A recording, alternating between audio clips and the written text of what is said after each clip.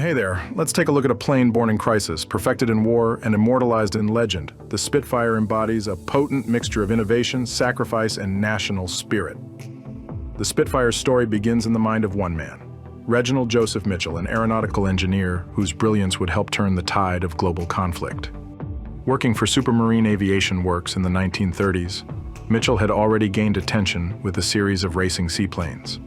But it was clear the world was heading toward war, and Britain needed something far more deadly than a speed record holder. Mitchell's genius lay not just in innovation, but in anticipation. He understood that maneuverability, speed, and climb rate, not brute force, would define the next generation of air combat. The result? A sleek, low-wing monoplane made of all-metal construction, boasting a now iconic elliptical wing design. But Mitchell wouldn't live to see his aircraft take flight in combat. He died of cancer in 1937, at just 42. The Spitfire became his legacy and Britain's lifeline. The first Spitfires were built at Supermarine's factory in Woolston, a suburb of Southampton. Here, engineers and craftsmen worked in what was a relatively small-scale artisanal setup by modern standards. Each Spitfire took over 13,000 man-hours to construct in those early days, a testament to the aircraft's complexity and the precision required. But as the war loomed, it became apparent that Britain would need hundreds, perhaps thousands, of Spitfires, and fast. In response, the British government launched a series of emergency manufacturing initiatives, the most crucial of which was the Shadow Factory scheme. This brilliant logistical feat saw aircraft production dispersed across the country, far from the vulnerable coastal cities. It was insurance against annihilation, and it worked. The Castle Bromwich Aircraft Factory, located near Birmingham, became the crown jewel of the system. Originally overseen by Lord Nuffield of Morris car fame, the plant struggled at first. Delays, poor organization, and underestimates of complexity hampered progress. But when Vickers Armstrong took over in 1940, production skyrocketed. By war's end, Castle Bromwich had produced over half of all Spitfires ever built, more than 12,000 units. And here's something rarely spoken about. Much of this output came from civilian workers, including thousands of women, many of whom had never stepped foot in a factory before the war.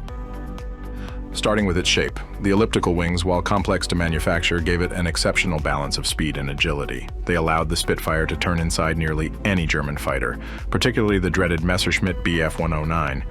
Then there was the engine, the mighty Rolls-Royce Merlin. This 12-cylinder liquid-cooled power plant gave the Spitfire its speed, climbing power, and growl. In later versions, it was replaced with the even more powerful Rolls-Royce Griffon engine, allowing the aircraft to evolve and remain competitive throughout the war. And don't forget the cockpit. Tight, responsive, and by many pilot accounts, almost intuitive. The Spitfire didn't fight for you, it fought with you. It became an extension of the pilot's will, a dance partner in the deadly ballet of air combat. In the summer and autumn of 1940, the very survival of Britain hinged on one thing: control of the skies. The German Luftwaffe launched Operation Sea Lion, a plan to invade Britain, but first, they needed to destroy the RAF. What followed was one of the most ferocious air campaigns in history, the Battle of Britain.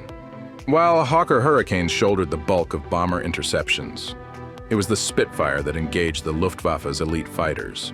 Its superior performance at high altitudes made it a formidable adversary for the German Bf 109s, leading to countless swirling dogfights above England's countryside.